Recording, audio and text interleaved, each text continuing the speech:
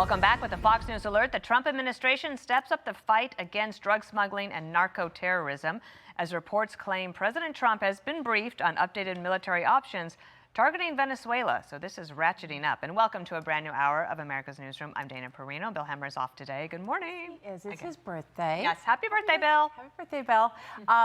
Good morning, everybody. I'm Martha McCallum. So the White House is announcing Operation Southern Spear, which targets Latin American drug cartels operating in America's neighborhood. President Trump ordering the military buildup to stem the flow of drugs into our homeland, which is obviously a good idea. And he is also putting a lot of pressure on someone who has wobbled before, but has always maintained his leadership in Venezuela. But he's urging Maduro, with all of this action, to lose power.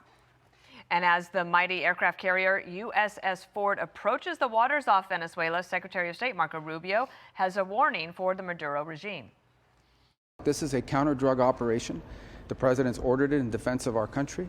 It continues. It's ongoing. It can stop tomorrow if they stop sending drug boats. The Maduro regime is a narco-terrorist regime indicted in the Southern District of the United States for narco-terrorism. But more importantly, they're also a transshipment organization that allows these groups to operate from their national territory. They allow drugs to be shipped. They openly cooperate with the shipping of these drugs towards the United States and Europe, by the way.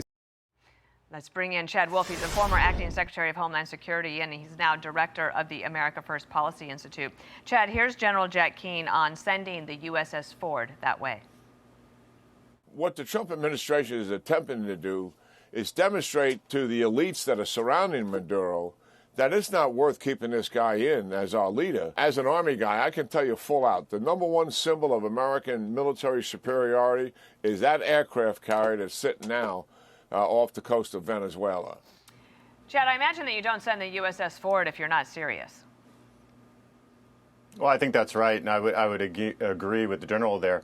Look, this is about a pressure campaign right now, but what we know is that the Trump administration is going to back that up. It's not just intimidation. It's not just a bluff.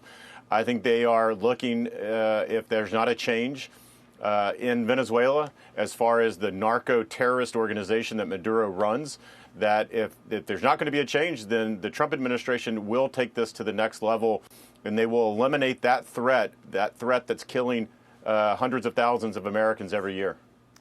Chad, Martha McCallum here. It's interesting. We saw what President Trump did at the southern border, and it choked off a lot of business for the cartels, both in drug business and in human trafficking as well. So then you see them taking this water route, which they always took, but maybe using it a little bit more now.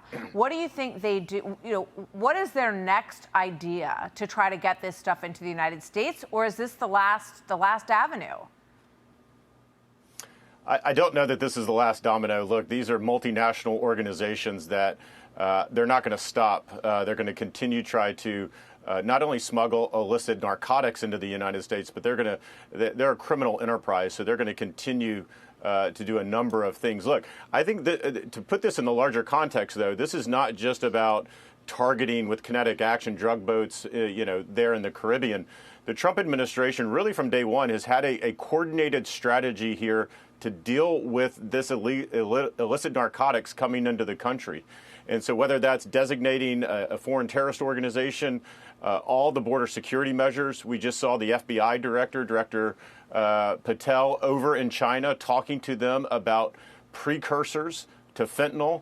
There's a coordinated strategy here by the Trump team that is the right strategy to try to reduce this threat to Americans. And so this is not probably the last type of action they're going to take. They're also going to look at land routes. They're going to look at a variety of different things to have these drugs continue to pour into the United States. Chad, do we have any, or have you seen any of the evidence or results yet that there has been a reduction in the amount of drugs coming into the United States or being used here?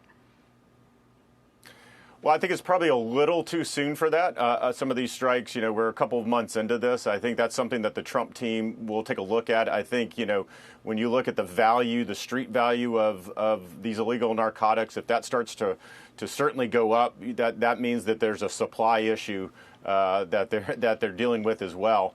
And so it's really important, though, that we put this, again, the Venezuela here in the larger context.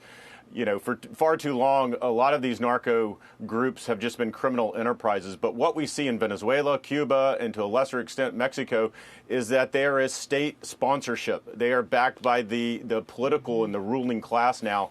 And that's something that the Trump team is saying, look, not in the Western Hemisphere, not in our backyard, because that destabilizes trade, it destabilizes economies. It's the security of the United States at stake here. And so that's why it's really important. I know a lot of people are saying, well, why Venezuela?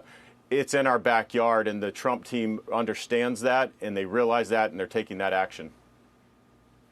Chad, thanks for being with us today. Thank you.